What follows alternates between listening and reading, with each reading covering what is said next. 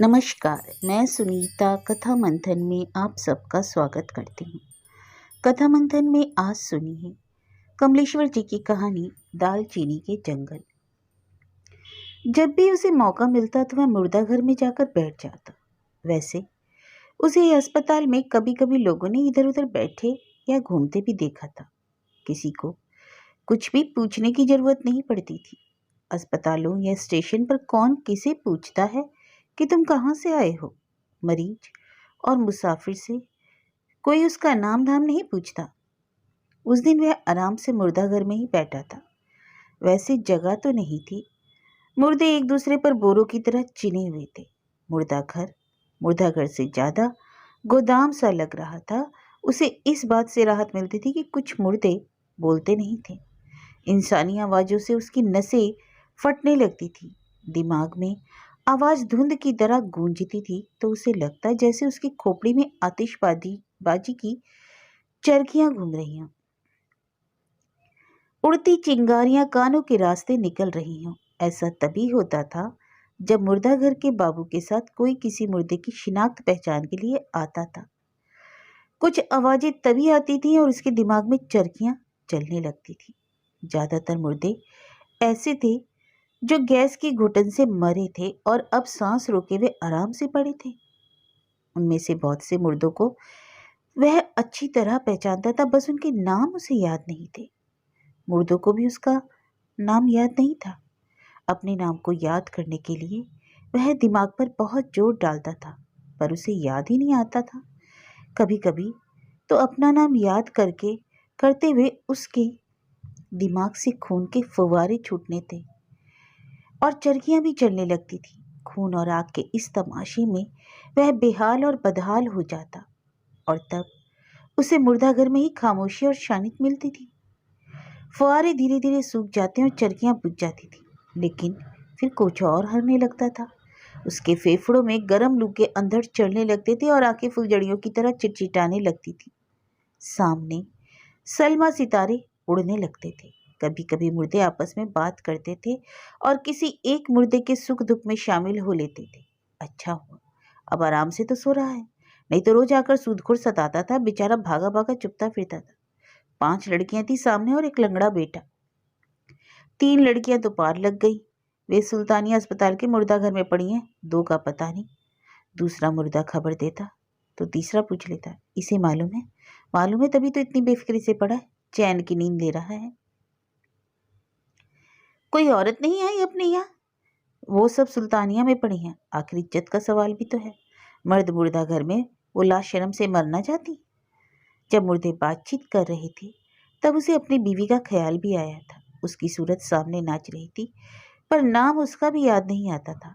वह उसे क्या कह के पुकारे, किस नाम से आवाज दे? उस रात थी और चूल्हा दोनों तरह से गर्मी दे रहा था, लपटों से भी और पकते गोश्त की खुशबू से भी। उसकी बीवी रह रहकर उसे देखकर मुस्कुरा रही थी। वह दिन एक अच्छा दिन था जब इतने दिनों बाद दोनों गोश्त खाने वाले थे। उसकी बीवी ने उसे बताए बिना जो पैसे बचाए थे उन्हीं से वो बड़े का गोश्त लाई थी।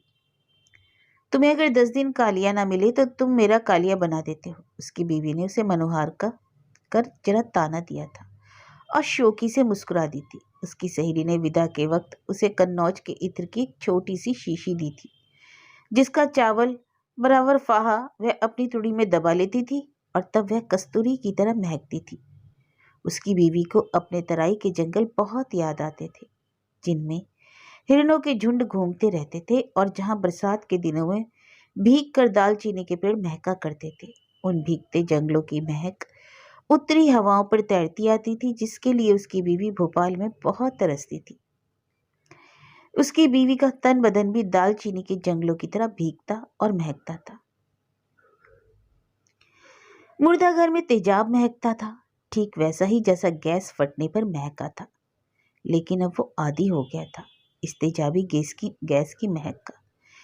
यही महक तो पकते कालिया की सोंधी महक में घुल मिल गई और उसके बाद उसकी आंखों में गंधक सुलगने लगा, धुआं निकलने लगा और उस धुएं के बीच में और बाद फिर उसे उसकी बीवी नहीं दिखाई पड़ी। उसके बाद तो 4 साल हुए। हमीदिया अस्पताल का वह मुर्दा घर भी छूट गया, जहां वह राहत के लिए छुपकर बैठा करता था। उस दिन मुर्दाघर में गर्मी बहुत ज़्यादा बढ़ गई थी। ठेकेदार ने पूरा बर्फ ही नहीं दिया था और जितनी सिल्लियाँ आई थी वे गल चुकी थी। तेजाब की महक वाला गंदला पानी नालियों में बीमार सांप की तरह सरक रहा था। गर्मी ना बढ़ती तो वह नहीं निकलता। गर्मी भी थी।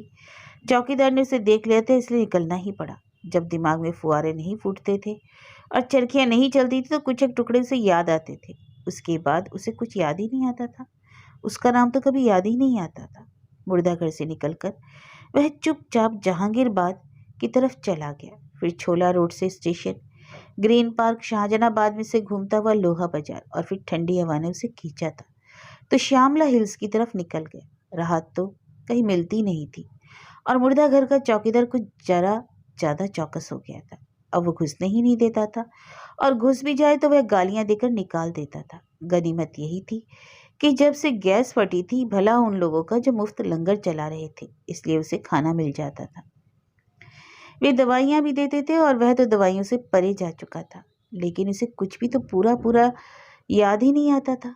टुकड़े टुकड़े में याद आता है, फिर खो जाता है सब कुछ। एक भीड़ में तो वह भी शामिल हुआ था। हजारों की भीड़ थी, हाय हाय करती और मुआवजा मांगती। झंडे थे, लोग थे, दफ्तियाँ थी और कुछ पैसे भी मिले थे, पर उसके बाद तो कुछ याद नहीं आता। तभी से तो वह सब कुछ भूला हुआ है। कई बार तो उसकी और जिस झुंड में भी वह शामिल हुआ था उसकी तस्वीरें खींची थी। लोगों ने सिनेमा भी उतारा था। एक अखबार में उसकी तस्वीर भी छपी थी, पर उसका नाम नहीं था। अगर होता तो कम से कम अपना नाम तो जान लेता। नाम की कमी ने उसे बहुत सताया था। इसी हाल में वह मुर्दाघर से बेदखल किए जाने के बाद निकला था। चौकीदार ने बहुत गालियां दी थी। अब वहां वह पुराने वाले और उतने मुर्दे तो नहीं थे। मुर्दों की यह बस्ती भी उजड़ गई थी, जिससे पहचान नाम की मुसीबत और बढ़ गई थी। आखिर मुर्दों में से शायद कोई उसे पहचानता, नाम लेकर पुकारता। आखिर हमीदिया अस्पताल के फाटक से वह जब निकल रहा था तो किसी ने उसे देखकर और चौंक कर कहा था, अरे तू। तब तब एक पल के लिए उसे लगा था कि कम से कम यह एक आदमी तो है जो उसे पहचानता है और नाम भी जानता है। इसलिए तो वह उसके पीछे भागा था, यही चीखता पूछता हुआ, अरे मेरा नाम तो बता दे।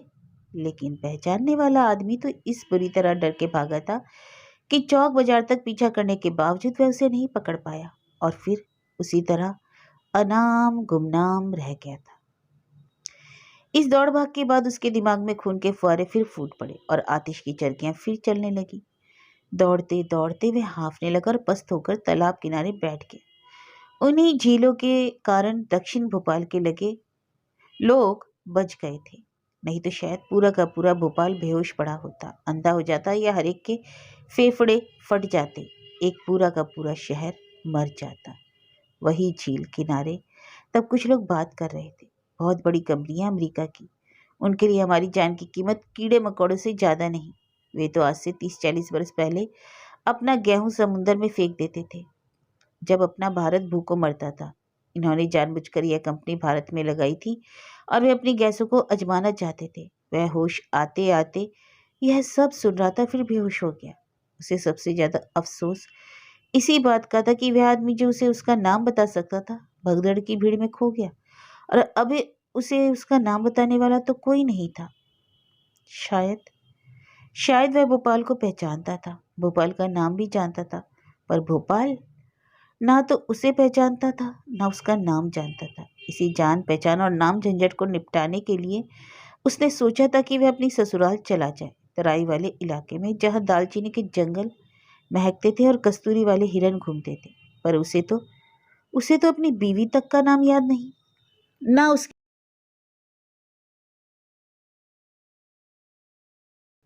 तो उसका नाम उसे बता सकेगा या उसकी बीवी का? यह होशी बेहोशी का अजीब आलम था। ना जाने कितने नीम हकीम डॉक्टरों को काम मिल गया था। वे हमीदिया, सुल्तानिया, जयप्रकाश और अब नेहरू अस्पताल में नौकरियां पा चुके थे और उसके या उन पैसों के नाम पर रोटियां तोड़ रहे थे, लेकिन उसका नाम वे भी नहीं जानते थे।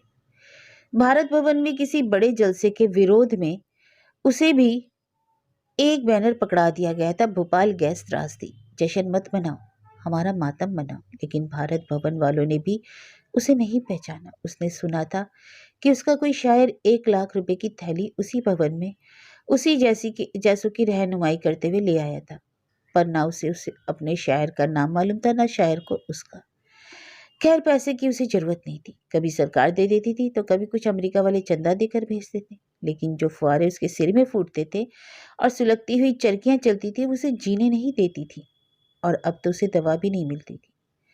डॉक्टरों ने मिलकर उसे पागल करार दे दिया, लेकिन किसी डॉक्टर ने उसके पागल हो जाने का कारण नहीं बताया। उस वक्त वह फटी फटी आंखों से अपने चारागारों को देखता रहा, और एक पल बाद ही सैकड़ों फुलझड़ियां उसकी आंखों में फूट छूट पड़ी।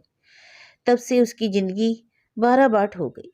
उसी दिन उसे एक बड़ा डॉक्टर मिला था। वह मुर्दा घर के पिछवाड़े पीपल के नीचे रहता था। वह अस्पताल से फेंकी हुई टीके की छोटी छोटी शीशियां जमा करता था और उन्हीं से अपने मरीजों का इलाज करता था। जब डॉक्टरों ने उसे पागल घोषित कर दिया तो वह बड़ा डॉक्टर खिड़की के पास बाहर खड़ा हंस रहा था। और जब उसे गैस के मरीजों की लाइन से धक्के मारकर निकाला गया तो इसी बड़े डॉक्टर ने उसे वहां से पकड़ा था और अस्पताल के कचरे के ढेर पर बैठा दिया था। वह बड़ा डॉक्टर वहीं खिड़की के पास खड़ा बड़बड़ा रहा था। दुख घोड़े की चाल सरपट आता है और चींटी की चाल जाता है। दुख घोड़े की चाल सरपट आता है, समझा? और वह बड़ा डॉक्टर उसे पीपल के नीचे ले गया उसका इलाज करने। टीके की 50 शीशियां उसके पास थी। बड़े डॉक्टर ने हवा में से पर्चा और कलम उठाया और पूछा, नाम उम्र मोहल्ला? खुद ही बोला, कोई बात नहीं, कोई बात नहीं। और तब उसने एक झन्नाटेदार थप्पड़ उसको जड़ दिया और कटखने बंदर की तरह चीखा था, कुड़ुम कुड़ुम छाम छाम। अब अबे अबे साले, ठीक से बजा। बहुत देर तक दोनों बैंड बजाते रहते। फिर बड़ा डॉक्टर थककर चूर हो गया और लेटते हुए बोला था, बेटा मेहनत कर और दरिया में डाल। अबे साले, देश में रहता है तो परदेसी की तरह रह, कचरा खाकर कुत्ते की तरह मर जा। और फिर वहां बड़ा डॉक्टर हंसने लगा था और उससे बोला था, रो, जोर से रो। उसे रुलाई नहीं आ रही थी, पर ना जाने क्यों उसकी आंख में आंसू भर आए और बड़े डॉक्टर ने उसकी आंख की कोर पर टीके वाली शीशी लगाकर उसकी आंखों के आंसू निचोड़ लिए थे। मैंने तेरे आंसू ले लिए। जांच के बाद तेरी दवा तय करूंगा। सबकी जांच अदालत में चल रही है। फटे हुए फेफड़ों की दवा अदालत देगी, फूटी हुई आंखों की दवा अदालत देगी, जबलपुर की बड़ी अदालत। दुख घोड़े की चाल सर पटाता है। अपने दुख का भाव बता। कितने रुपए किलो है तेरा दुख? बोलता क्यों नहीं साले? और बड़े डॉक्टर ने हाथ उठाया ही था कि इससे पहले झन्नाटेदार एक और थप्पड़ उसके पड़ता वह भाग खड़ा हुआ। बाजार पहुंचकर उसे राहत मिली थी। बाजार में अखबार वाला चीख रहा था, भोपाल गैस कांड का निपटारा, सुप्रीम कोर्ट से 750 करोड़ दिलवाया। और एक आदमी प्लास्टिक की अपनी थैली को गेंद बनाता बोला, साला मटन 40 रुपए किलो हो गया। तभी एकाएक काली या की सौंधी महक ने उसे घेर लिया। चूल्हे पर चढ़ा काली और दालचीनी के भीगे जंगलों की तरह महकती उसकी बीवी। दालचीनी के जंगलों की तरह महकता हुआ उसका भोपाल।